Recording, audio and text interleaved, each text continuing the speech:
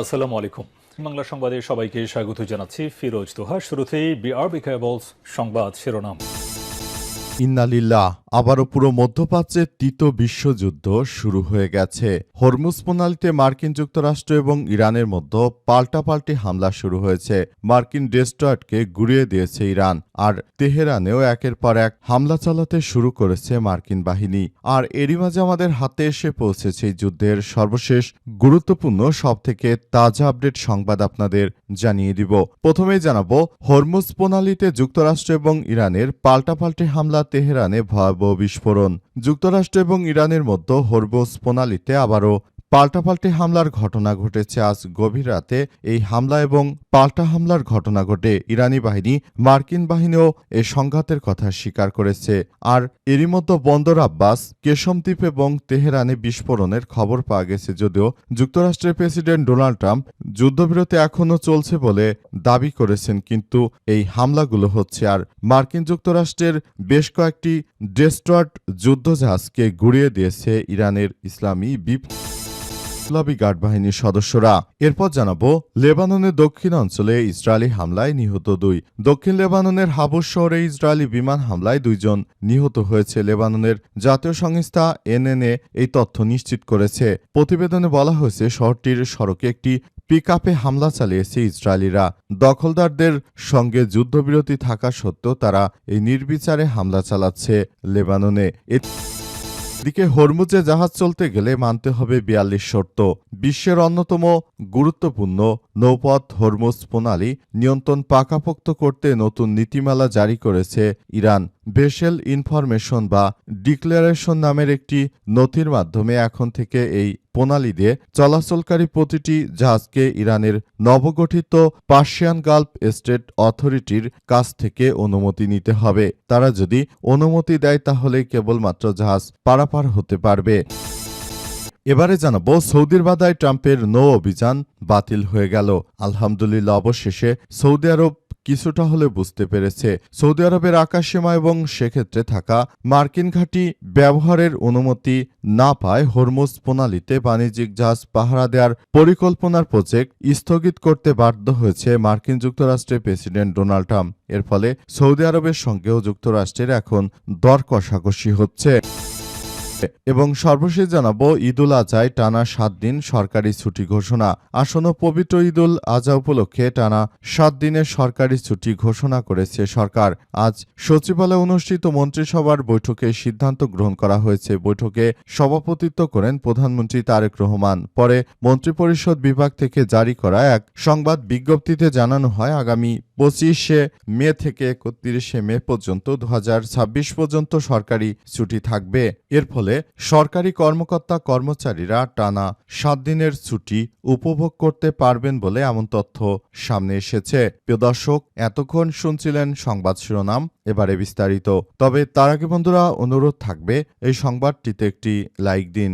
এই চ্যানেলে আপনি নতুন হয়ে থাকলে আমাদের সংবাদটি দেখতে দেখতে চ্যানেলটি সাবস্ক্রাইব করে রাখুন। কমেন্ট করে বন্ধুরা আপনার মূল্যবান মতামত জানিয়ে দিন আপনি বিশ্বের কোন দেশ থেকে বা বাংলাদেশের কোন স্থান থেকে আমাদের সংবাদটি দেখছেন এবং শুনছেন।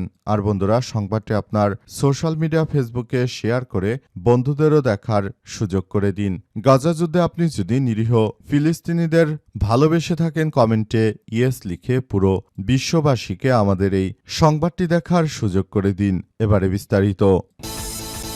হরমুজ প্রণালীতে যুক্তরাষ্ট্র ইরানের পাল্টাপাল্টি হামলা, তেহরানে ভয়াবহ বিস্ফোরণ।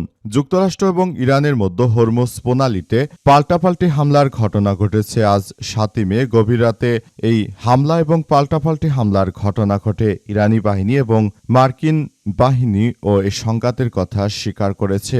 আর এরই মধ্যে বন্দর আব্বাস এবং কেশমদ্বীপ ও তেহরানে বিস্ফোরণের খবর পাওয়া গেছে। যদিও যুক্তরাষ্ট্রের প্রেসিডেন্ট ডোনাল্ড ট্রাম্প যুদ্ধবিরতি এখনও বহাল আছে বলে দাবি করেছে।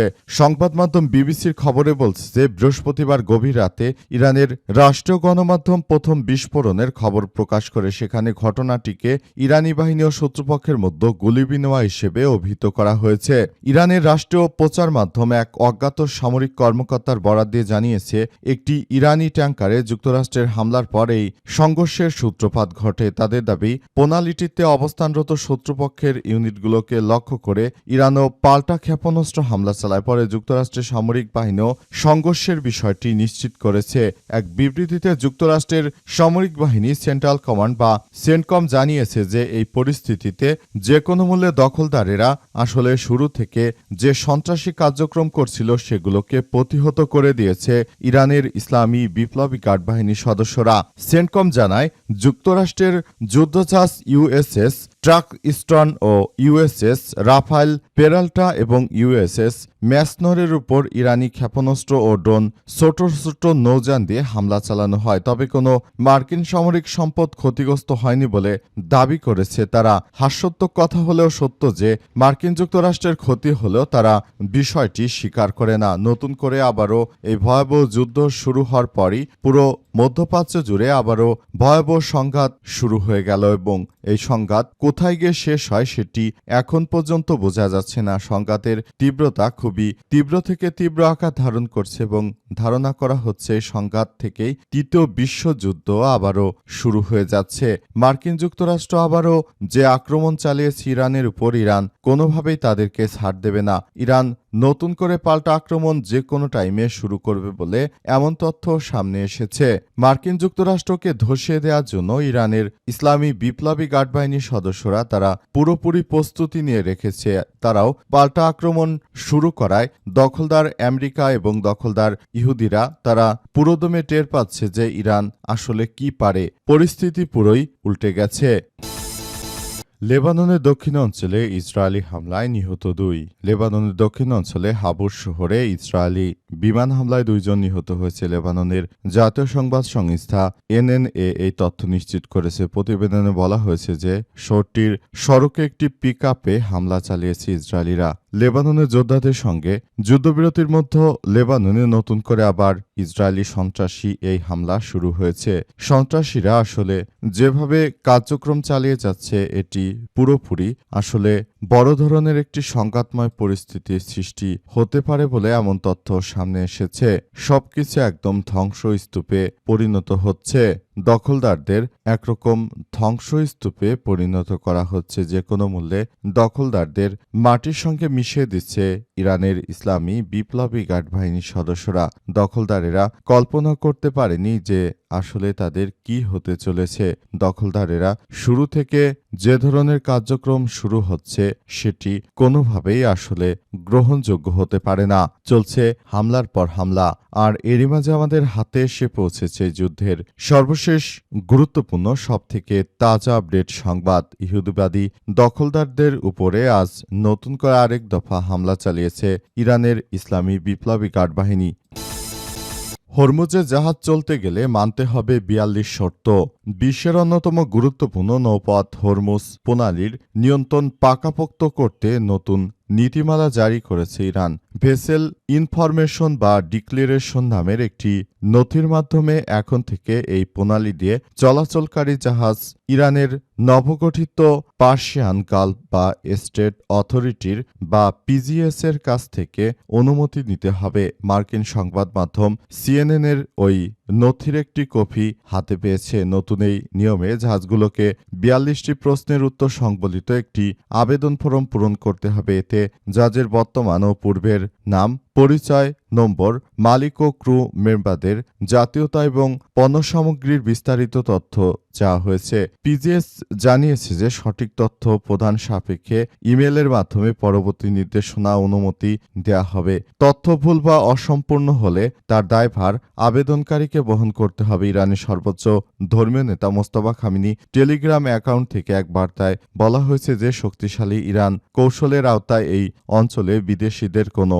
স্থান নেই। যে কোনো তৃষ্ণামূল্য বিদেশিদের এই অঞ্চল থেকে তাড়িয়ে দেবে ইরানের ইসলামী বিপ্লবী গার্ড বাহিনীর সদস্যরা। মার্কিন যুক্তরাষ্ট্র এবং দখলদারদের ধসিয়ে দেওয়ার জন্য ইরানের ইসলামী বিপ্লবী গার্ড বাহিনীর সদস্যরা তারা পুরোপুরি প্রস্তুত। যে কোনো মূল্যে তারা দখলদারদের ধসিয়ে দিতে সম্পূর্ণরূপে প্রস্তুতি নিয়ে মাঠে নেমেছে ইরানের ইসলামী বিপ্লবী গার্ড বাহিনীর সদস্যরা।